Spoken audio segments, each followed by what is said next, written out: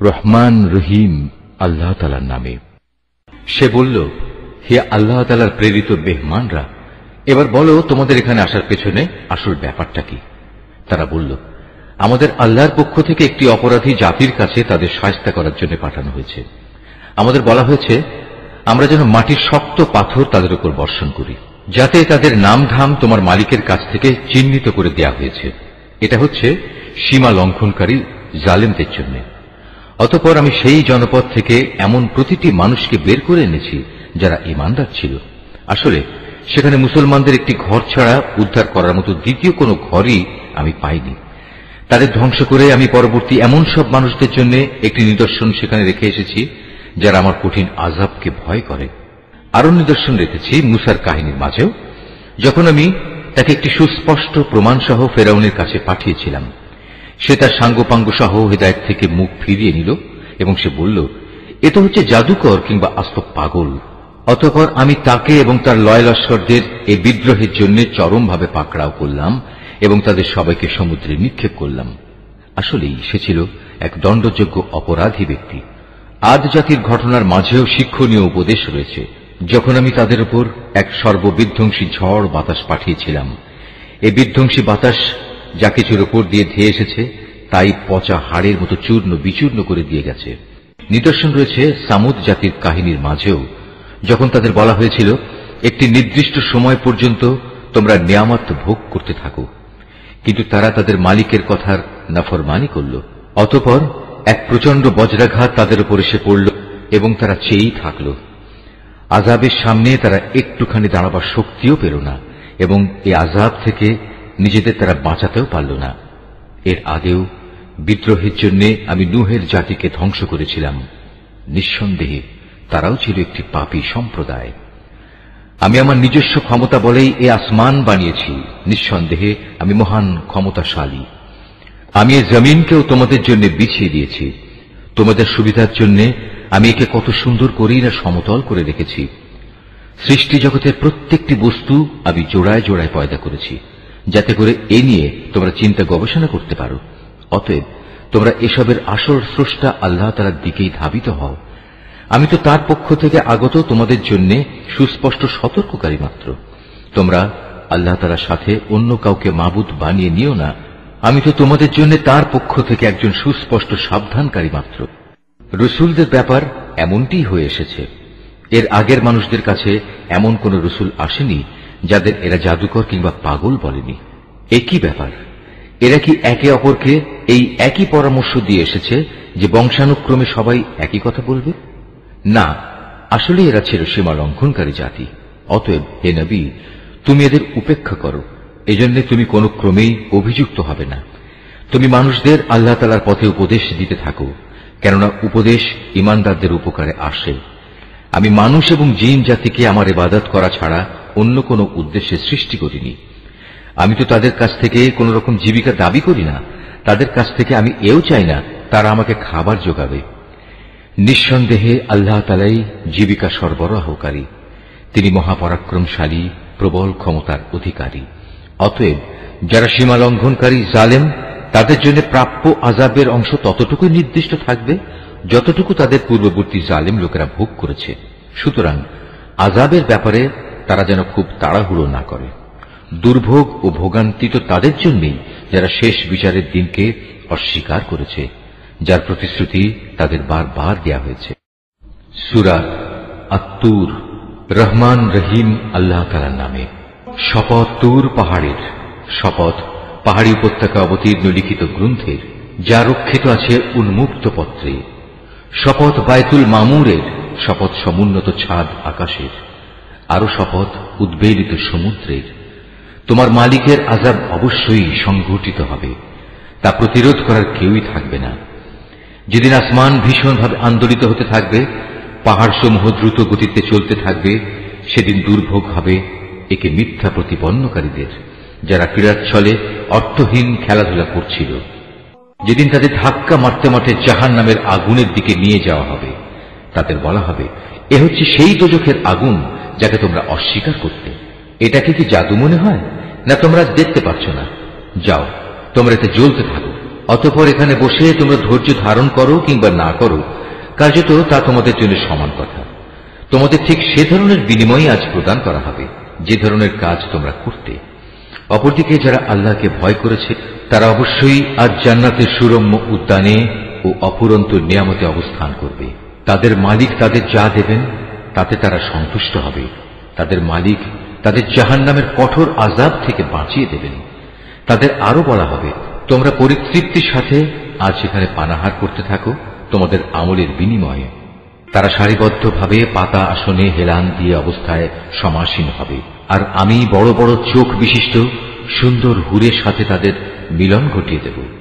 যেসব মানুষ নিজেরা আল্লাহর উপর ঈমান এনেছে এবং তাদের সন্তানরাও এ ঈমানের ব্যাপারে তাদের অনুবর্তন করেছে, আমি সেদিন জান্নাতে তাদের সন্তান সন্ততিদের তাদের নিজ নিজ পিতামাতার সাথে মিলিয়ে দেব। আর এজন্য আমি তাদের পিতামাতার পাওনার কিছুই হ্রাস করব না। বস্তুত প্রত্যেক ব্যক্তি নিজ নিজ কুফরি কর্মফলের হাতে বন্দী হয়ে আছে। জান্নাতে আমি তাদের এমন সব ধরনের ফলমূল ও গোশত দিয়ে আহার্য পরিবেশন করব যা তারা পেতে চাইবে। সেখানে তারা একে অপরের কাছ থেকে পেয়ালা ভরে ভরে পানীয় নিতে থাকবে। সেখানে কোনো অর্থহীন কথা ও কাজকর্ম থাকবে না এবং কোন রকম অপরাধও থাকবে না।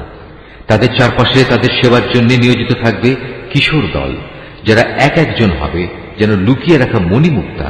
তারা একজন আরেকজনের দিকে চেয়ে তাদের দুনিয়ার জীবনে কথাবার্তা জিজ্ঞেস করতে থাকবে।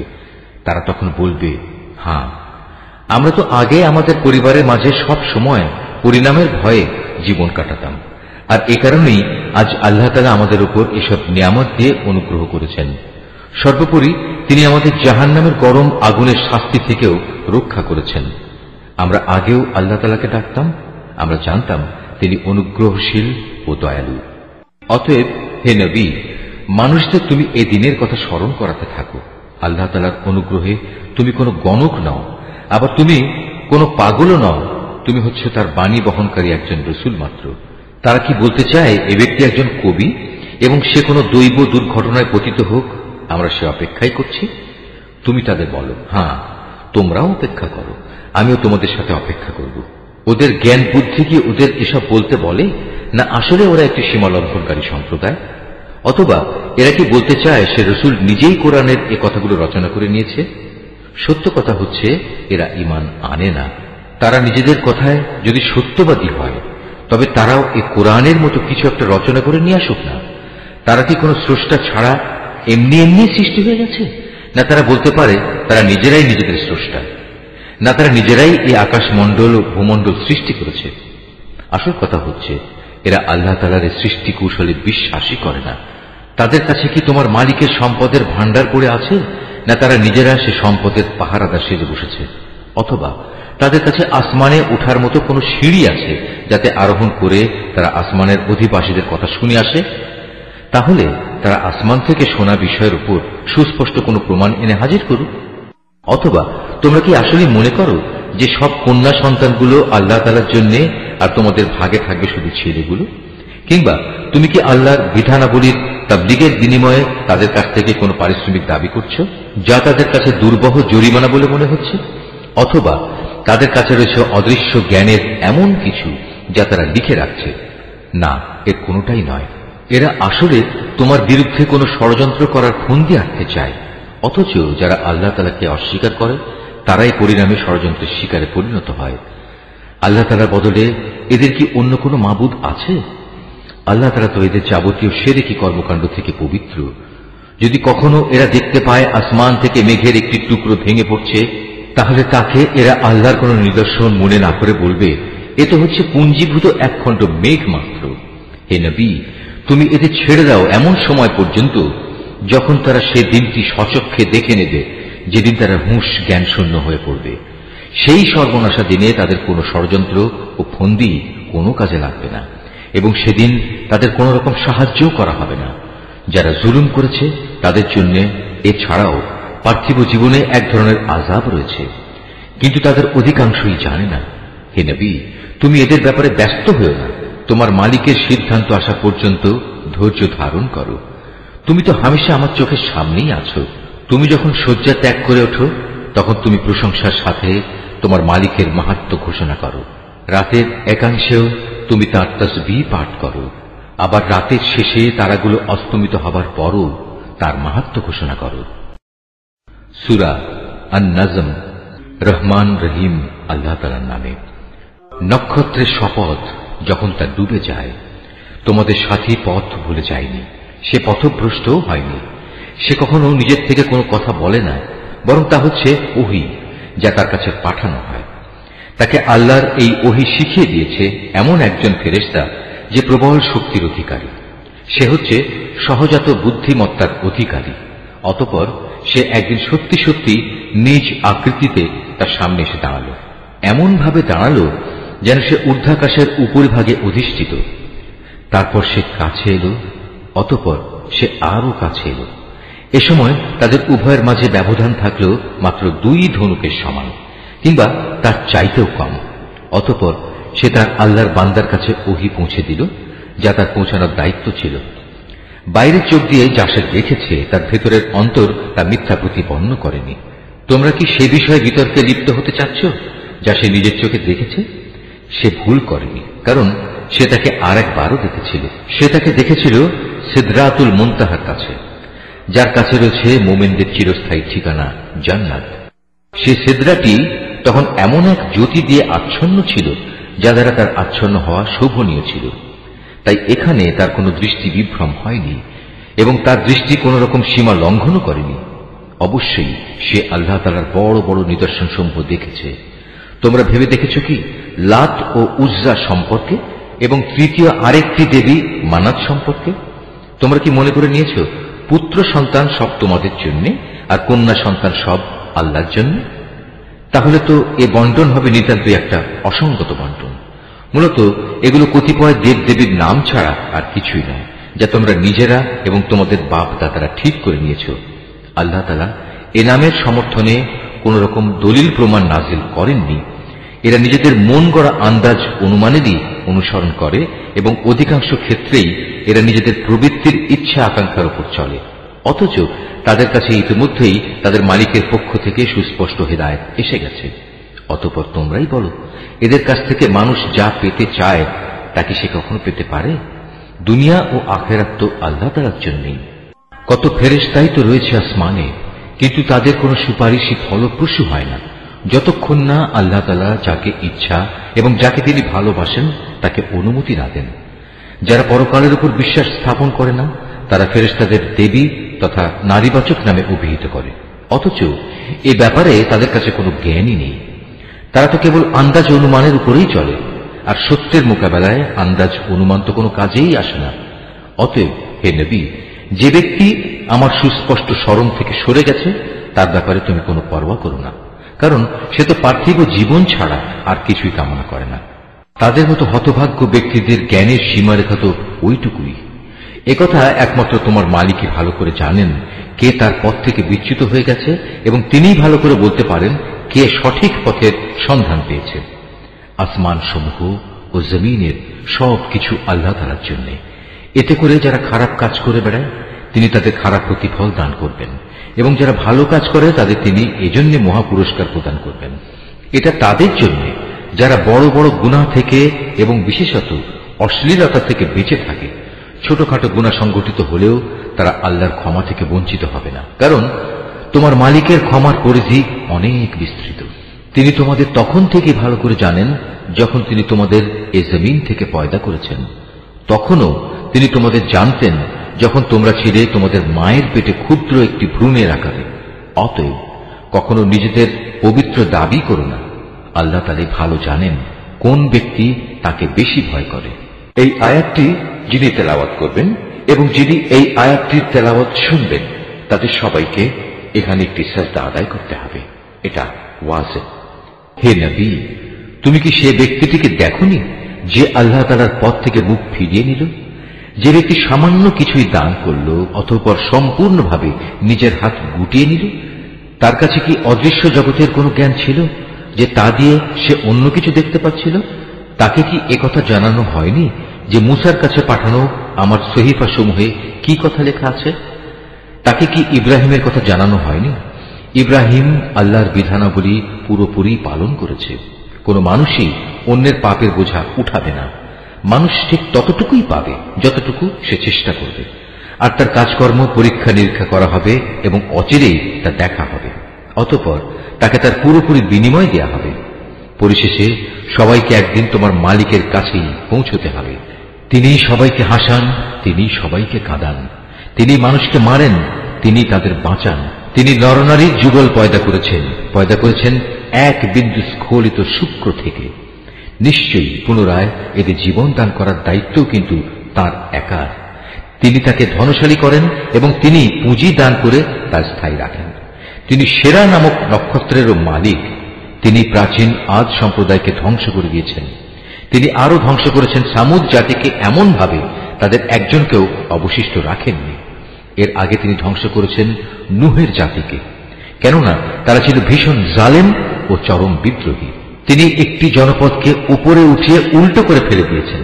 অতঃপর সে জনপদের উপর তিনি ছেয়ে দিলেন এমন এক ভয়ঙ্কর আযাব যা তাকে পুরোপুরিভাবে ছেয়ে দিল। তারপরেও হে নির্বোধ মানুষ, তুমি তোমার মালিকের কোন কোন নিদর্শনে সন্দেহ প্রকাশ করো? আযাবের সতর্ককারী এ নবী তো আগের পাঠানো সতর্ককারীদেরই একজন। তড়িৎ আগমনকারী কিয়ামতের ক্ষণটি আজ আসন্ন হয়ে গেছে। আল্লাহ তাআলা ছাড়া কেউই সে ক্ষণটির দিনকাল সম্পর্কিত তথ্য উদ্ঘাটন করতে পারবে না। এগুলি কি তাহলে সেসব বিষয় যার ব্যাপারে তোমরা আজ রীতিমতো বিস্ময় বোধ করছো? এসব বিষয় নিয়ে তোমরা আজ হাসাহাসি করছো, অথচ পরিণামের কথা ভেবে তোমরা মোটেই কাঁদছ না। মনে হচ্ছে তোমরা মূল ব্যাপারেই উদাসীন হয়ে রয়েছ।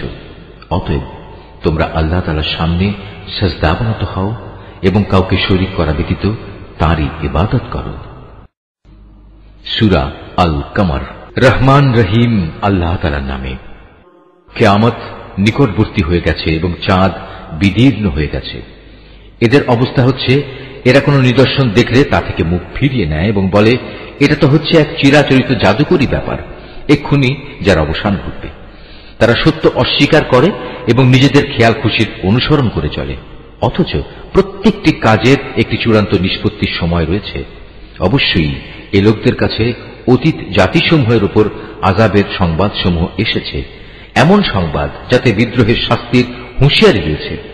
এগুলো হচ্ছে পুরোপুরি জ্ঞান সমৃদ্ধ ঘটনা, যদিও এসব সতর্কবাণী তাদের কোনোই উপকারে আসে না। অতএব হে নবী, তুমি এদের নিজেদের অবস্থার উপর ছেড়ে দাও। যেদিন একজন আহ্বানকারী এদের একটি অপ্রিয় বিষয়ের দিকে আহ্বান করবে, সেদিন তারা অবনত দৃষ্টি নিয়ে একে একে কবর থেকে এমন ভাবে বেরিয়ে আসবে যেন ইতস্তত বিক্ষিপ্ত পঙ্গপাল। তারা সবাই তখন সেই আহ্বানকারীর দিকে দৌড়াতে থাকবে যারা এদিনকে অস্বীকার করেছিল। তারা বলবে, এ তো দেখছি আসলে এক ভয়াবহ দিন। এদের আগে নুহের জাতীয় এভাবে তাদের নবীকে অস্বীকার করেছিল। তারা আমার বান্দা নূহ নবীকে মিথ্যা সাব্যস্ত করেছে। তারা তাকে পাগল বলে আখ্যায়িত করেছে, তাকে ধমক দেওয়া হয়েছিল। অবশেষে সে তার মালিককে ডাকল এবং বলল, হে আমার মালিক, আমি অসহায় হয়ে পড়েছি, অতএব তুমি এদের কাছ থেকে প্রতিশোধ নাও। এরপর আমি তার ডাকে সাড়া দিলাম এবং প্রবল বৃষ্টির পানি বর্ষণের জন্য আসমানের দ্বারসমূহ খুলে দিলাম। ভূমির স্তর বিদীর্ণ করে তা পানির প্রচন্ড প্রস্রবণে পরিণত করলাম। অতঃপর আসমান ও জমিনের পানি এক জায়গায় মিলিত হল এমন একটি কাজের জন্য যা আগে থেকে ঠিক করে রাখা হয়েছিল। তখন আমি তাকে কাঠ ও পেরেক নির্মিত একটি যানে উঠিয়ে নিলাম, যা আমার প্রত্যক্ষ দৃষ্টির সামনে ধীরে ধীরে বয়ে চলল। এই কাজটি ছিল সে ব্যক্তির জন্য আমার একটি পুরস্কার বিশেষ, যাকে মাত্র কিছুদিন আগেও অস্বীকার করা হয়েছিল। আমি জলযান সদৃশ সেই জিনিসটিকে পরবর্তী মানুষদের জন্য একটি নিদর্শন হিসেবে রেখে দিয়েছি। কে আছে আজ এর থেকে শিক্ষা গ্রহণ করার? হ্যাঁ, এমন কেউ থাকলে এসো, দেখে নাও কেমন কঠোর ছিল আমার আযাব এবং কত সত্য ছিল আমার সতর্কবাণী। আমি অবশ্যই উপদেশ গ্রহণ করার জন্য এ কোরআনকে সহজ করে দিয়েছি। কে আছে তোমাদের মাঝে এর থেকে শিক্ষা গ্রহণ করার? আদ জাতির লোকেরাও আমার নবীকে মিথ্যা বলেছে। তোমরা দেখে নিতে পারো তাদের প্রতি আমার আযাব কেমন কঠোর ছিল এবং কত সত্য ছিল আমার সতর্কবাণী। এক স্থায়ী কুলক্ষণের দিনে আমি ওদের উপর প্রবল বায়ু প্রেরণ করেছিলাম, যা মানুষদের এমন ভাবে ছুঁড়ে ছুঁড়ে নিক্ষেপ করছিল যেন তা খেজুর গাছের এক একটি উৎপাটিত কাণ্ড। হ্যাঁ, দেখে নাও কেমন কঠোর ছিল আমার আযাব আর কত সত্য ছিল আমার সতর্কবাণী। অবশ্যই আমি উপদেশ গ্রহণের জন্য কোরআনকে সহজ করে দিয়েছি। কে আছে তা থেকে শিক্ষা গ্রহণ করার? সামুদ সম্প্রদায়ও আযাবের সতর্ককারী নবী ও রসুলদেরকে মিথ্যাবাদী বলেছিল। তারা বলেছিল, আমরা কি এমন একজন লোকের কথা মেনে চলব যে ব্যক্তি একা আমাদেরই একজন? এভাবে তার আনুগত্য করলে সত্যিই তো আমরা বড় গুমরাহী ও পাগলামি কাজে নিমজ্জিত হয়ে পড়ব। আমাদের মাঝে সেই কি একমাত্র ব্যক্তি যার উপর আল্লাহর ওহী নাজিল করা হয়েছে? আসলে সে হচ্ছে একজন মিথ্যাবাদী ও অহংকারী ব্যক্তি। আগামীকাল মহাবিচারের দিন তারা ভালো করে এটা জানতে পারবে কে ছিল তাদের মধ্যে মিথ্যাবাদী ও অহংকারী ব্যক্তি। আমি অচিরেই তাদের পরীক্ষার জন্য একটি উষ্ট্রি পাঠাবো। তুমি একান্ত কাছে থেকে তাদের দিকে লক্ষ্য করো এবং একটুখানি ধৈর্য ধরো এবং তাদের পরিণামটা দেখো। তাদের বলে দাও, কুয়ার পানি অবশ্যই তাদের ও উষ্ট্রির মধ্যে ভাগ করে দেওয়া হয়েছে এবং তাদের সবাই পালাক্রমে কুয়ার পাশে হাজির হবে। পরিশেষে তারা বিদ্রোহ করার জন্য তাদের এক বন্ধুকে ডেকে আনল। সে উষ্ট্রিকে ছুরি দিয়ে আক্রমণ করল এবং সেটির পায়ের নলি কেটে ফেলল। হ্যাঁ, অতঃপর তোমরাই দেখেছ কেমন ছিল আমার আযাব, কত সত্য ছিল আমার সতর্কবাণী। অতঃপর আমি তাদের উপর প্রেরণ করলাম মাত্র একটি গর্জন। এতেই তারা শুষ্ক শাখা পল্লব নির্মিত জন্তু জানোয়ারদের দলিত খোয়ারের মতো হয়ে গেল। আমি কোরআনকে বোঝার জন্য সহজ করে নাজিল করেছি। তা থেকে উপদেশ গ্রহণ করার মতো কেউ আছে কি? লুতের জাতির লোকেরাও সতর্ককারী নবীদের মিথ্যাবাদী বলেছিল। ফলে আমি তাদের উপর প্রেরণ করলাম পাথর নিক্ষেপকারী এক ধরনের বৃষ্টি, লুতের পরিবার পরিজন ও তার অনুবর্তনকারীদের বাদে। রাতের শেষ প্রহরেই আমি তাদের উদ্ধার করে নিয়েছিলাম। এই কাজটা ছিল তাদের প্রতি আমার একান্ত অনুগ্রহ। যে ব্যক্তি আমার অনুগ্রহের কৃতজ্ঞতা আদায় করে আমি তাকে এভাবেই পুরস্কৃত করি। সে লুত আমার কঠোর পাকড়াও সম্পর্কে তাদের বারবার ভয় দেখিয়েছিল, কিন্তু এই সতর্কীকরণে তারা বাক বিতণ্ডা শুরু করে দিল। অতঃপর তারা তার কাছে এসে কুমতলবের জন্য তার মেহমানদের নিয়ে যাবার দাবি করল। আমি তখন তাদের দৃষ্টিশক্তি বিলুপ্ত করে দিলাম। আমি তাদের বললাম, এবার তোমরা আমার আযাব উপভোগ করো এবং আমার সতর্কবাণী অবজ্ঞা করার পরিণামটাও দেখে নাও।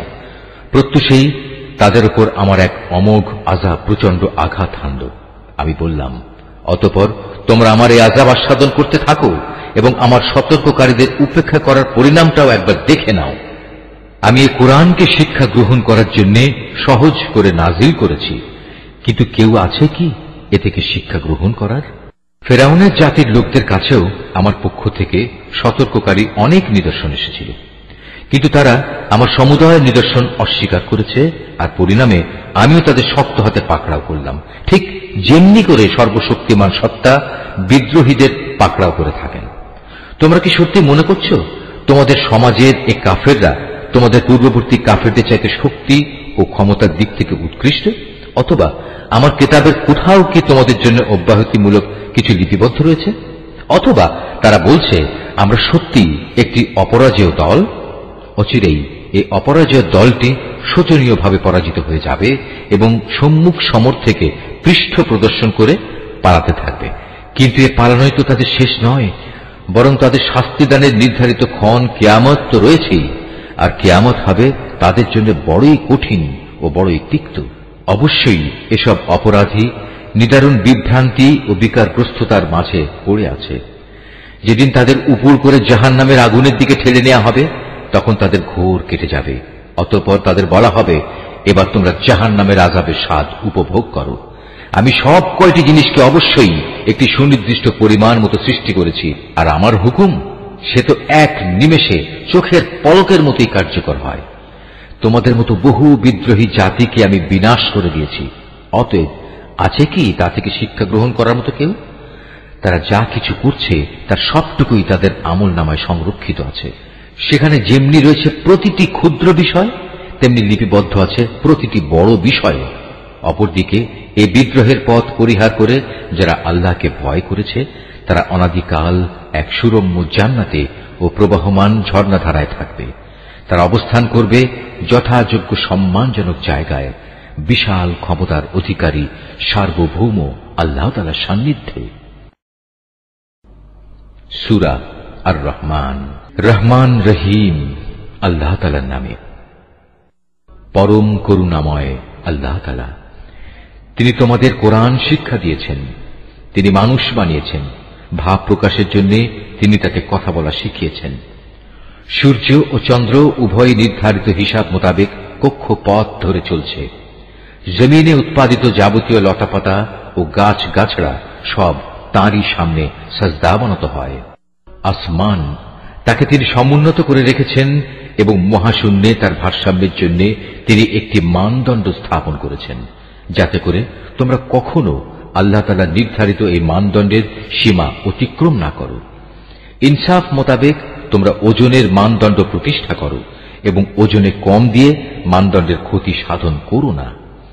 ভূমণ্ডলকে তিনি সৃষ্টিরাজির জন্য বিছিয়ে রেখেছেন, তাতে রয়েছে অসংখ্য ধরনের ফলমূল, আরও রয়েছে খেজুর যা আল্লাহর কুদরতে খোসার আবরণে ঢাকা থাকে, আরও রয়েছে ভুসি বিশিষ্ট শস্যদানা ও সুগন্ধযুক্ত ফল। অতএব হে মানুষ ও জিন, তোমরা তোমাদের মালিকের কোন নিয়ামত অস্বীকার করবে?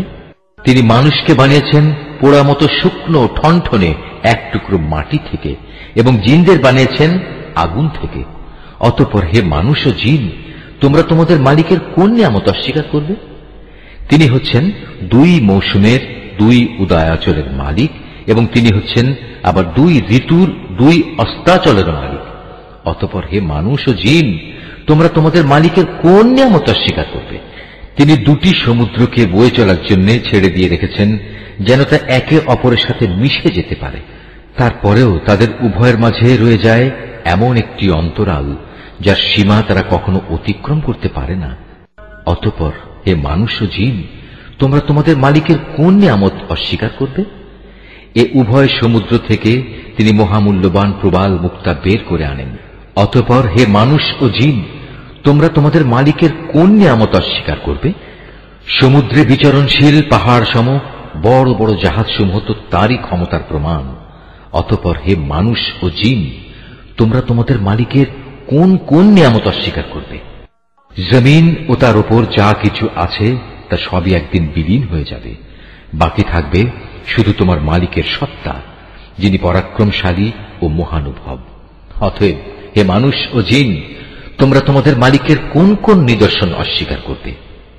এই আকাশমণ্ডলী ও ভূমণ্ডলে যত কিছু আছে সবাই নিজ নিজ প্রয়োজন তার কাছেই চায়, আর তিনি প্রতিদিন প্রতি মুহূর্তে কোনো না কোনো কাজে তৎপর রয়েছেন। অতএব হে মানুষ ও জিন, তোমরা তোমাদের মালিকের কোন নিদর্শন অস্বীকার করবে? হে মানুষ ও জিন, এ ব্যস্ততার মাঝেও কিন্তু আমি তোমাদের হিসাব নেয়ার জন্য অচিরাই সময় বের করে নেব। অতএব হে মানুষ ও জিন, তোমরা তোমাদের মালিকের কোন নিদর্শন অস্বীকার করবে? হে জিন ও মনুষ্য সম্প্রদায়, যদি আকাশমণ্ডলী ও ভূমণ্ডলের এই সীমারেখা অতিক্রম করার তোমাদের সাধ্য থাকে তাহলে যাও, অতঃপর তা অতিক্রম করেই দেখো, কিন্তু আমার অনুমতি ছাড়া তোমরা কিছুতেই এই সীমা সরহদ অতিক্রম করতে পারবে না। অতএব হে মানুষ ও জিন, তোমরা তোমাদের মালিকের কোন নিদর্শন অস্বীকার করবে?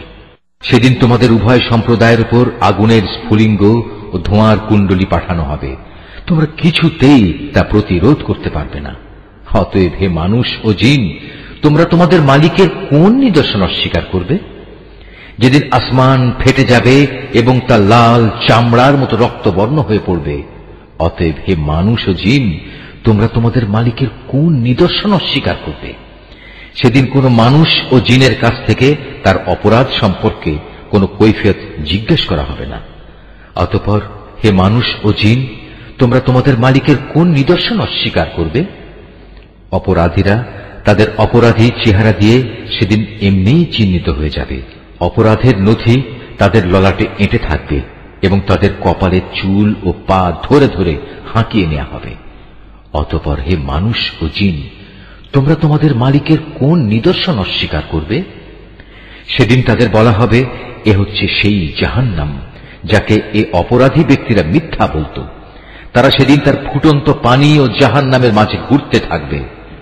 অতএব হে মানুষ ও জিন, তোমরা তোমাদের মালিকের কোন নিদর্শন অস্বীকার করবে? তোমাদের মাঝে যে ব্যক্তি তার নিজের মালিকের সামনে দাঁড়াবার ভয় করবে, তার জন্য থাকবে দুটো সুরম্য বাগিচা। অতঃপর হে মানুষ ও জিন, তোমরা তোমাদের মালিকের কোন নিয়ামত অস্বীকার করবে? সে বাগিচা দুটো আবার হবে ঘন শাখা প্রশাখা বিশিষ্ট। অতঃপর হে মানুষ ও জিন, তোমরা তোমাদের মালিকের কোন নিয়ামত অস্বীকার করবে? সেখানে দুটো ঝর্ণাধারা প্রবাহমান থাকবে।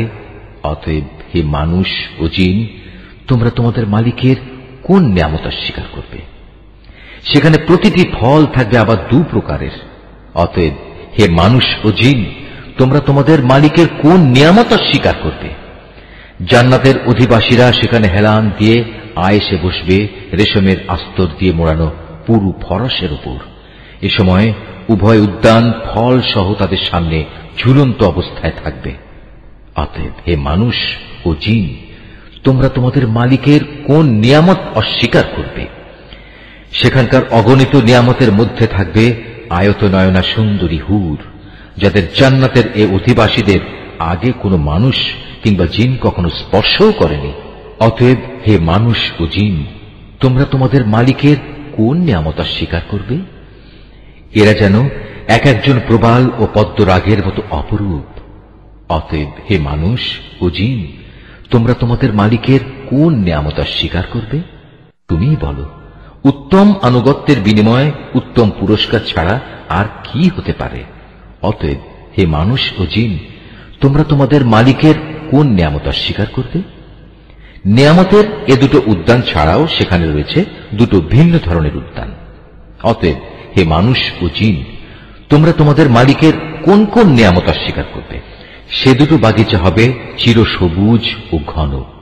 অতএব হে মানুষ ও জিন, তোমরা তোমাদের মালিকের কোন নিয়ামত অস্বীকার করবে?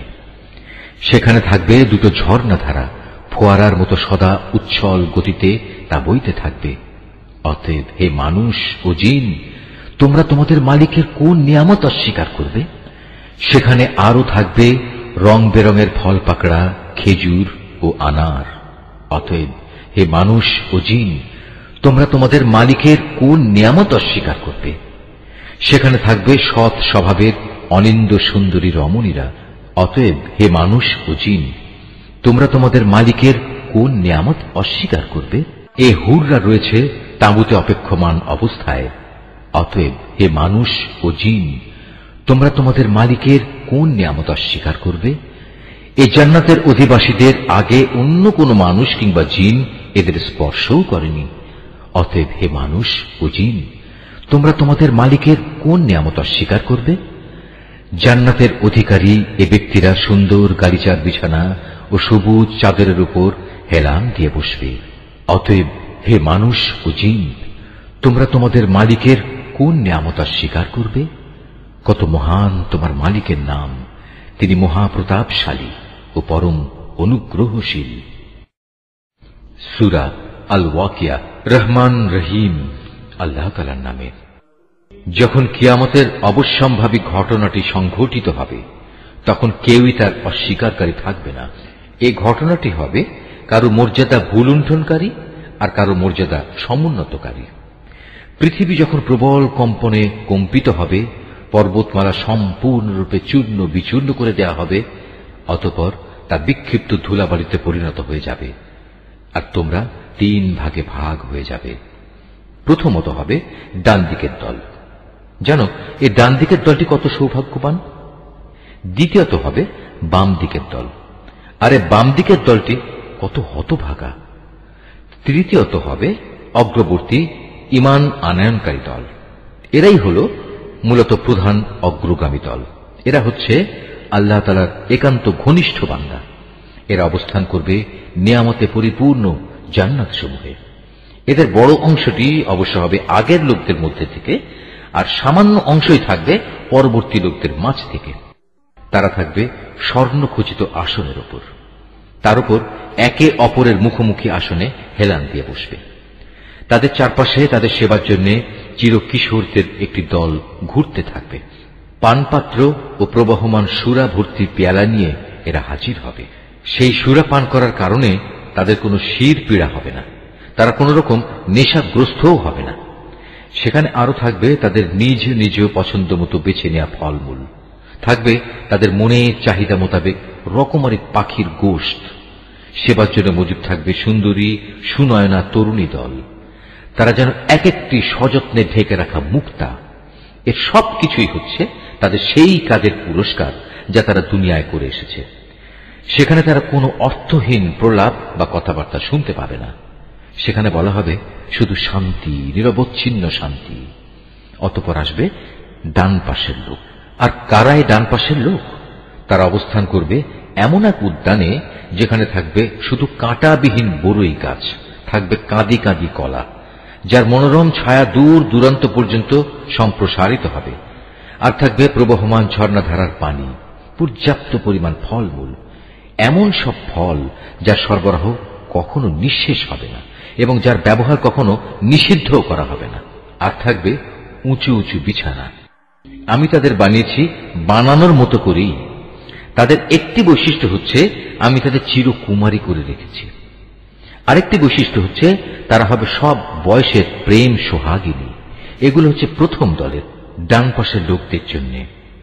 এই ডান পাশের লোকদের এক বিরাট অংশ হবে আগের লোকদের মাঝ থেকে, আবার অনেকে হবে পরবর্তী লোকদের মাঝ থেকেও, যারা হচ্ছে বাম পাশের লোক। তুমি কি জানো এ বাম পাশের লোক কারা? যাদের অবস্থান হবে জাহান্নামের উত্তপ্ত ও ফুটন্ত পানিতে এবং ঘন কালো রঙের ধোঁয়ার ছায়ায়। সে ছায়া যেমন শীতল নয়, তেমনি তা কোন রকম আরামদায়কও হবে না। এরা হচ্ছে সেসব লোক যারা এর আগে দুনিয়ায় অত্যন্ত সুখ সম্পদে কাটাত। এরা জঘন্য পাপ কাজেও বারবার লিপ্ত হয়ে পড়ত। এরা বলতো, আমরা যখন মরে যাব এবং মরে যাওয়ার পর আমরা যখন মাটি ও হাড়ের সমষ্টিতে পরিণত হয়ে যাব, তখনও কি আমাদের পুনরুজ্জীবিত করা হবে? এভাবে আমাদের বাপ দাদা এবং পূর্বপুরুষদেরও কি জীবিত করা হবে? হে নবী, তুমি বলো, অবশ্যই আগে পরের সব লোককেই একটি নির্দিষ্ট দিনে একটা নির্দিষ্ট সময়ে অবশ্যই জড়া করা হবে। অতঃপর কাফিরদের বলা হবে, ও হে পথভ্রষ্ট ও এ দিনের আগমনকে মিথ্যা প্রতিপন্নকারী ব্যক্তিরা, দুনিয়ায় যা অর্জন করেছ তার বিনিময়ে আজ তোমরা ভক্ষণ করবে জাক্কুম নামক একটি গাছের অংশ। অতঃপর তা দিয়েই তোমরা তোমাদের পেট ভরবে। তার উপর তোমরা পান করবে জাহান্নামের ফুটন্ত পানি। তাও আবার পান করতে থাকবে মরুভূমির তৃষ্ণার্ত উটের মতো করে। এ হবে কিয়ামতে তাদের যথার্থ মেহমানদারি। আমি যে তোমাদের সবাইকে পয়দা করেছি, এ কথাটা তোমরা কি স্বীকার করছো না? তোমরা যে নারী দেহের একটি ভাণ্ডে এক বিন্দু বীর্যপাত করো, সে সম্পর্কে কখনো কি ভেবে দেখেছ? বলো তো, তাকে কি তোমরা পূর্ণাঙ্গ মানুষ বানিয়ে দাও, না আমি তার স্রষ্টা? তোমাদের মাঝে সবার মৃত্যু আমি নির্ধারণ করি এবং আমি এ ব্যাপারে মোটেই অক্ষম নই যে তোমাদের বদলে তোমাদের মতোই আর এক দল মানুষ বানিয়ে দেব এবং প্রয়োজনে তোমাদেরই আবার এমন ভাবে তৈরি করব যে কিছুই তোমরা জানতে পারবে না। তোমরা যখন তোমাদের প্রথম সৃষ্টির ব্যাপারটা জানতে পেরেছ, তখন দ্বিতীয়বার সৃষ্টির এ সাবধান বাণী থেকে কেন শিক্ষা গ্রহণ করছো না? তোমরা জমিনে যে বীজ বপন করো, সে সম্পর্কে কি কখনো চিন্তা করেছ? তা থেকে ফসলের উৎপাদন কি তোমরা করো, না আমি তার উৎপাদক? অথচ আমি যদি চাই তাহলে অঙ্কুরিত সব বীজ খড় কুটায় পরিণত করে দিতে পারি, আর তা দেখে তোমরা হতভম্ব হয়ে পড়বে।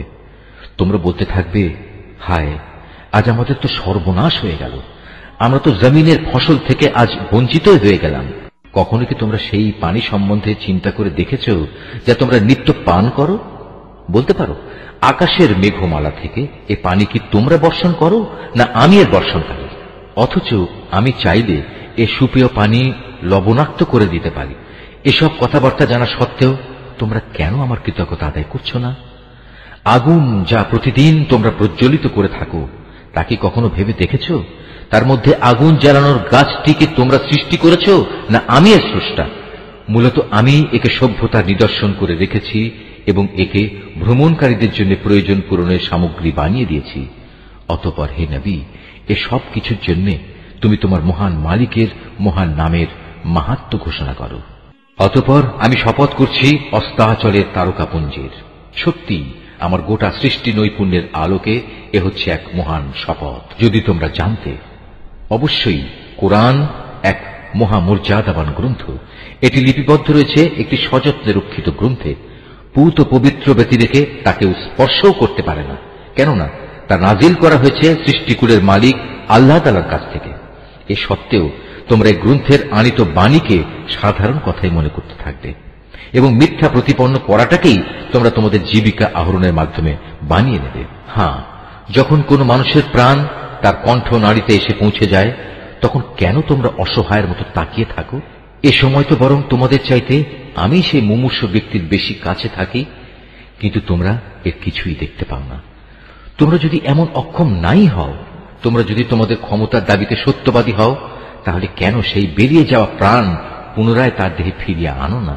হ্যাঁ, যদি সেই মৃত ব্যক্তিটি আল্লাহর নৈকট্যপ্রাপ্ত প্রথম দলের একজন হয়ে থাকে, তাহলে তার জন্য থাকবে আরাম, আয়েশ, উন্নত মানের আহার্য ও নিয়ামতে ভরপুর এক চিরন্তন জান্নাত।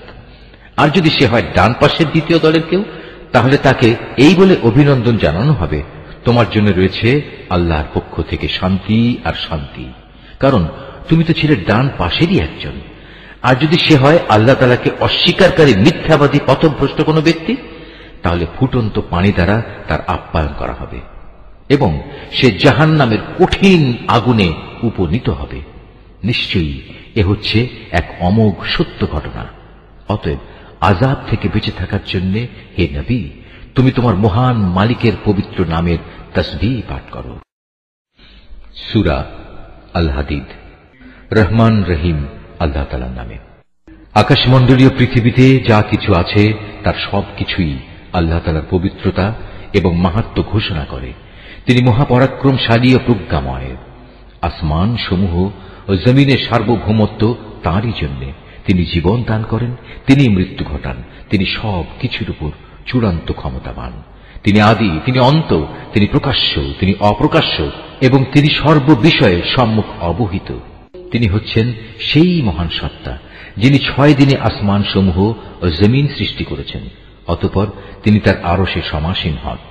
তিনি জানেন যা কিছু এ ভূমির ভেতরে প্রবেশ করে, আবার যা কিছু ভূমি থেকে বেরিয়ে আসে। আসমান থেকে যা বর্ষিত হয় তা যেমন তিনি জানেন, আবার আসমানের দিকে যা কিছু ওঠে তাও তিনি অবগত আছেন। তোমরা যেখানেই থাকো না কেন, তিনি তোমাদের সাথেই আছেন। তোমরা যা কিছু করছো, আল্লাহ তাআলা তার সব কিছুই দেখছেন। আসমান সমূহ ও জমিনের সার্বভৌমত্ব তার জন্য, কারণ প্রতিটি বিষয় তার দিকেই ফিরিয়ে নেওয়া হবে। তিনি রাতকে মিশিয়ে দেন দিনের সাথে, আবার দিনকে মিশিয়ে দেন রাতের সাথে। তিনি মনের কোণে লুকিয়ে থাকা বিষয় সম্পর্কেও সম্যক অবগত রয়েছেন। হে মানুষ, তোমরা ঈমান আনো আল্লাহ তাআলা ও তার রাসূলের উপর। আল্লাহ তাআলা তোমাদের যে সম্পদের অধিকারী বানিয়েছেন, তা থেকে তাঁরই পথে তোমরা ব্যয় করো। অতঃপর তোমাদের মধ্যে যারা ঈমান আনবে এবং আল্লাহর নির্ধারিত পথে অর্থ ব্যয় করবে, জেনে রেখো তাদের জন্য রয়েছে এক মহা পুরস্কার। তোমাদের একই হল, তোমরা কেন আল্লাহর উপর ঈমান আনছো না? বিশেষ করে যখন স্বয়ং আল্লাহর রাসূল তোমাদের ডাক দিয়ে বলছেন, তোমরা তোমাদের মালিকের উপর ঈমান আনো, এবং তিনি তো এ মর্মে তোমাদের কাছ থেকে প্রতিশ্রুতিও আদায় করে নিয়েছিলেন। যদি তোমরা সত্যি ঈমানদার হও, তাহলে সেই প্রতিশ্রুতি স্মরণ করো। তিনি সে মহান সত্তা যিনি তার বান্দার উপর সুস্পষ্ট আয়াত নাজিল করেছেন, যেন তিনি তোমাদের জাহেলিয়াতের অন্ধকার থেকে ঈমানের আলোর দিকে বের করে নিতে পারেন। আল্লাহ তাআলা সত্যি তোমাদের প্রতি পরম দয়ালু ও একান্ত করুণাময়। তোমাদের একই হল, তোমরা কেন আল্লাহর পথে অর্থ ব্যয় করতে চাও না, অথচ আসমান সমূহ ও জমিনের সব কিছুর মালিকানা এক আল্লাহ তাআলার জন্যই। তোমাদের মধ্যে তারা কখনো একই রকম মর্যাদার অধিকারী হবে না যারা বিজয় সাধিত হওয়ার আগে আল্লাহর পথে ব্যয় করেছে এবং ময়দানে সংগ্রাম করেছে। তাদের মর্যাদা ওদের তুলনায় অনেক বেশি যারা বিজয় সাধিত হবার পর আল্লাহর পথে অর্থ ব্যয় করেছে এবং জিহাদে অংশগ্রহণ করেছে। অবশ্য আল্লাহ তাআলা এদের সবাইকেই উত্তম পুরস্কার প্রদানের ওয়াদা দিয়েছেন। মূলত তোমরা যা কিছুই করো, আল্লাহ তাআলা সে সম্পর্কে পূর্ণাঙ্গভাবে জ্ঞাত রয়েছেন। কে আছে যে ব্যক্তি আল্লাহকে ঋণ দেবে, এমন উত্তম ঋণ যার বিনিময়ে আল্লাহ তাআলা পরকালে তাকে কয়েক গুণ বাড়িয়ে দেবেন এবং তার জন্য থাকবে আরো বড় ধরনের পুরস্কার। যেদিন তুমি ঈমানদার পুরুষ ও ঈমানদার মহিলাদের এগিয়ে যেতে দেখতে পাবে, দেখবে তাদের সামনে দিয়ে এবং তাদের ডান পাশ দিয়ে নূরের এক জ্যোতিও এগিয়ে চলছে। এ সময় তাদের উদ্দেশ্যে বলা হবে, আজ সুসংবাদ তোমাদের জন্য। আর সে সুসংবাদ হচ্ছে জান্নাতের, যার পাদদেশ দিয়ে সুপেয় ঝর্ণাধারা বইতে থাকবে। সেখানে তোমরা অবস্থান করবে অনন্তকাল ধরে, আর এটা হচ্ছে চরম সাফল্য। সেদিন মুনাফিক পুরুষ ও মুনাফিক নারীরা ঈমানদারদের বলবে, তোমরা আমাদের দিকে একটু তাকাও, যাতে করে আমরা তোমাদের নূর থেকে কিছুটা হলেও আলো গ্রহণ করতে পারি। তাদের বলা হবে, তোমরা আজ পেছনে ফিরে যাও এবং পারলে সেখানে গিয়ে আলোর সন্ধান করো। অতঃপর এদের উভয়ের মাঝখানে একটি প্রাচীর দাঁড় করিয়ে দেয়া হবে। এতে একটি দরজাও থাকবে, যার ভেতরের অংশে থাকবে আল্লাহর রহমত, আর তার বাইরের দিকে থাকবে ভয়াবহ আযাব। তখন মুনাফিক দল ঈমানদারদের ডেকে বলবে, আমরা কি দুনিয়ার জীবনে তোমাদের সাথে ছিলাম না? তারা বলবে, হ্যাঁ, অবশ্যই ছিলে, তবে তোমরা নিজেরাই নিজেদের গোমরাহির বিপদে বিপদগ্রস্ত করে দিয়েছিলে। তোমরা সব সময় সুযোগের অপেক্ষায় থাকতে, নানা রকমের সন্দেহ পোষণ করতে। আসলে দুনিয়ার মোহ তোমাদের সব সময়ই প্রতারিত করে আসছিল।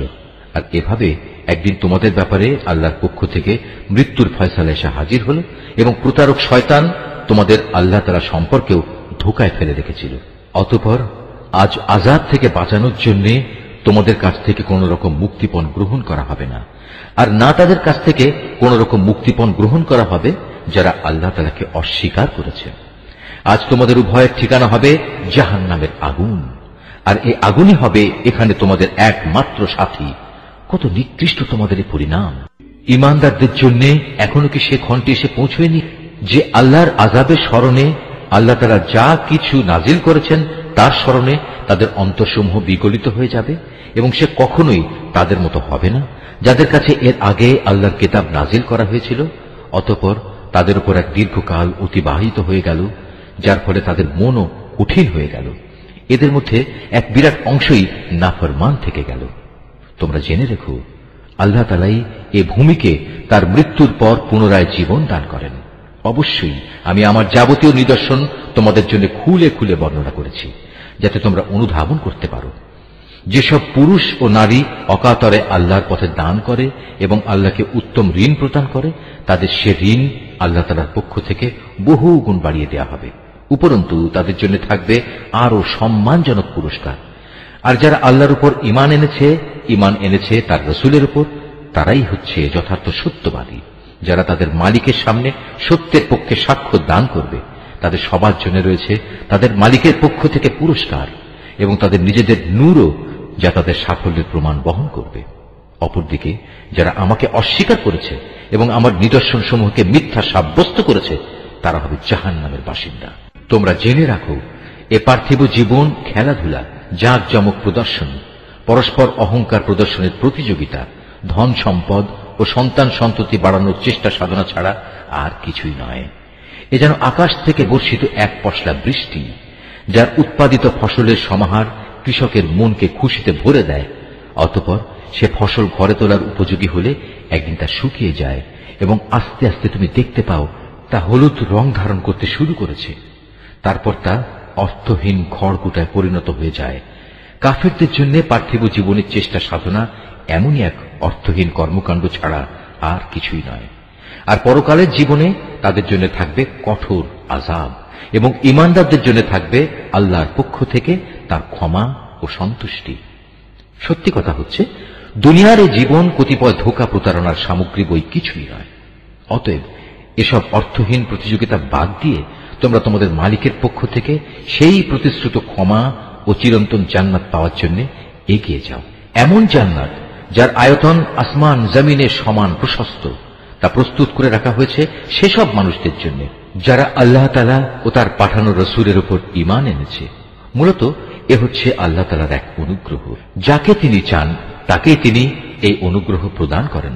আর আল্লাহ তাআলা হচ্ছেন মহা অনুগ্রহশীল। সামগ্রিকভাবে গোটা দুনিয়ার উপর কিংবা ব্যক্তিগতভাবে তোমাদের উপর যখনই কোনো বিপর্যয় আসে, তা সংঘটিত হওয়ার বহু আগেই তার বিবরণ একটি গ্রন্থে লিখে রাখা হয়েছে। আর আল্লাহ তাআলার জন্য এ কাজ অত্যন্ত সহজ। এজন্যে যাতে করে তোমাদের কাছ থেকে যা কিছু সুযোগ সুবিধা হারিয়ে গেছে তার জন্য তোমরা আফসোস না করো, এবং আল্লাহ তাআলা তোমাদের যা কিছু দিয়েছেন তাতেও যেন তোমরা বেশি হর্ষোৎফুল্ল না হও। আল্লাহ তাআলা এমন সব লোকদের ভালোবাসেন না যারা ঔদ্ধত্য ও অহংকার প্রদর্শন করে। আল্লাহ তাআলা তাদেরও ভালোবাসেন না যারা নিজেরা কার্পণ্য করে আবার অন্যদেরও কার্পণ্য করার আদেশ দেয়।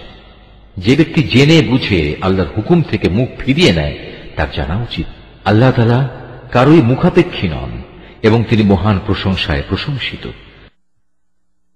আমি অবশ্যই আমার রসুলদের কতিপয় সুস্পষ্ট নিদর্শন সহ মানুষদের কাছে পাঠিয়েছি এবং আমি তাদের সাথে কিতাব পাঠিয়েছি, আরো পাঠিয়েছি আমার পক্ষ থেকে এক ন্যায়দণ্ড, যাতে করে মানুষ এর মাধ্যমে ইনসাফের উপর কায়েম থাকতে পারে। তাদের জন্য আমি লোহা নাজিল করেছি, যার মাধ্যমে একদিকে যেমন রয়েছে বিপুল শক্তি, অন্যদিকে রয়েছে মানুষের বহুবিধ উপকার। এ সবকিছুর উদ্দেশ্য হচ্ছে এর মাধ্যমে আল্লাহ তাআলা জেনে নিতে চান কে আল্লাহ তাআলা ও তার রাসূলকে না দেখেও সাহায্য করতে এগিয়ে আসে। বস্তুত আল্লাহ তাআলা প্রচন্ড শক্তিমান ও মহাপরাক্রমশালী। আমি নূহ ও ইব্রাহিমকে আমার রসুল হিসেবে প্রেরণ করেছি এবং তাদের উভয়ের বংশধরদের মাঝে আমি নবুয়ত ও কিতাব প্রেরণের ব্যবস্থা করে রেখেছি। অতঃপর তাদের মাঝে কিছু কিছু লোক সঠিক পথ অবলম্বন করেছে, অবশ্য তাদের অধিকাংশ লোকই ছিল নাফরমান। তারপর তাদের বংশে একের পর এক আমি অনেক রসুলই প্রেরণ করেছি। তাদের পরে এক পর্যায়ে আমি মরিয়াম পুত্র ঈসাকে রসুল বানিয়ে পাঠিয়েছি এবং তাকে আমি হিদায়াতের গ্রন্থ ইনজিল দান করেছি।